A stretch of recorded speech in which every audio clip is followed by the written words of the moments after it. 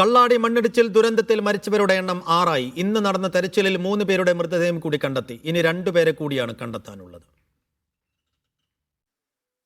രാവിലെ 7 മണി മുതലാണ് മണ്ണിടിച്ചിലിൽ കാണാതായവർക്ക് വേണ്ടിയുള്ള തെരച്ചിൽ ആരംഭിച്ചത്. 4 സോണുകളായാണ് തെരച്ചിൽ നടന്നത്. പുഴയുടെ ഭാഗത്ത് പ്രത്യേക ശ്രദ്ധ കേന്ദ്രീകരിച്ചിരുന്നു. മീനാക്ഷി പുഴയിൽ നിന്നും ആദ്യം എക്സ്കവേറ്റർ ഓപ്പറേറ്ററായ മുഹമ്മദ് ഇമ്രാന്റെ മൃതദേഹമാണ് കണ്ടെത്തിയത്. പിന്നാലെ പുഴയുടെ ഭാഗങ്ങളിൽ നിന്നും എഞ്ചിനീയർ രാഹുൽ ശർമ്മയുടെയും സർവേയർ അസറുദ്ദീൻ അൻസാരിയുടെയും മൃതദേഹം കണ്ടെത്തി. നമ്മുടെ മീനാക്ഷി പുഴയായിട്ട് ബന്ധപ്പെട്ടതായിരിക്കുന്ന അതിന്റെ അവിടേക്ക് വന്നിരിക്കുന്ന മണ്ണും കല്ലും ഉണ്ട്, അത് നീക്കം ചെയ്യാനുണ്ട്. റോഡ് സൈഡിൽ ഇട്ടതുമായി ബന്ധപ്പെട്ടതായിരിക്കുന്ന കാര്യങ്ങൾ ക്രമീകരിക്കാനുണ്ട്. അതിനുള്ള മെക്കാനിസം എടുക്കും.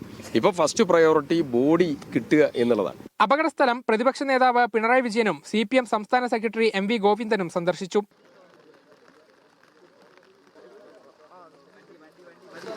PWD മന്ത്രി PK ബഷീറും സ്ഥലത്തെത്തി.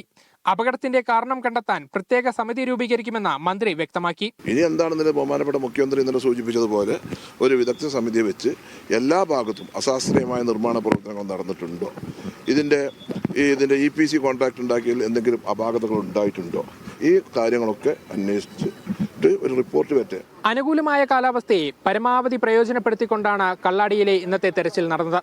എന്നാൽ പ്രതീക്ഷകൾക്ക് അവസാനമിട്ടുകൊണ്ടാണ് മണ്ണിനടിയിൽപ്പെട്ടവരുടെ മൃതദേഹങ്ങൾ കണ്ടെത്തിയത്.